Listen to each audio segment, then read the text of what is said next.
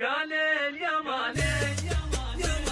قال اليماني تجلت كل قفاني والهاجس الجيد يحسن صيغة الاوزان حب الوطن وسط قلبي ثبت اركاني من حاب ارضاه يثبت وسطها الاركان اصل العرب اصل قحطا ساسها ثاني ما مثلها بالجزيره واسالوا غمدان شربت حب الوطن ورويت شرياني فهالعرب دشت عن كلمة الأوطان والآن بنشر حروفي وطوي ثماني عن ما مضى من حياتي يا بني الإنسان يا سود الأعيان أرضي شدت الحاني ولاجل أرضي بلحن أجمل الألحان من عهد تباع وحبي صوبها ساني لا ملت منها ولاني عنها نسيان يا موطن العز انت اجمل الواني وانت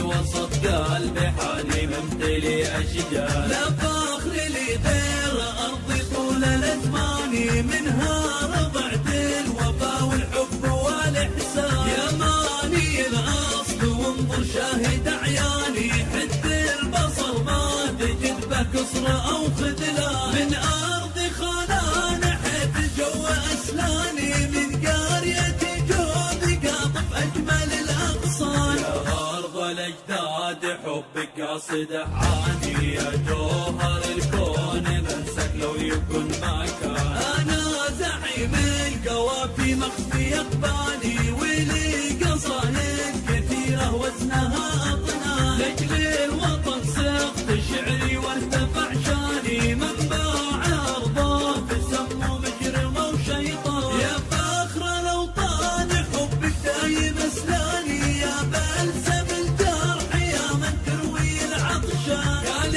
اليماني تجلت كل قفاني والهاجس الجيد يحسن صيغة الاوزان حب الوطن وسط قلبي ثبت اركاني من حاب ارضاه يثبت وسطها الاركان اصل العرب اصل قحطا ساسها ثاني ما مثلها بالجزيره واسالوا غمدان شربت حب الوطن ورويت شرياني فهالعرب دشت عن كلمه الاوطان والان بنشر حروفي وطوي ثماني عن ما مضى من حياتي يا بني الانسان يا سود الاعيان ارضي شدت الحاني ولاجل ارضي بلحن اجمل الالحان من عهد تباع وحبي صوبها ساني لا ملت منها ولاني عنها نسيان يا موطن العز انت اجمل الواني وانت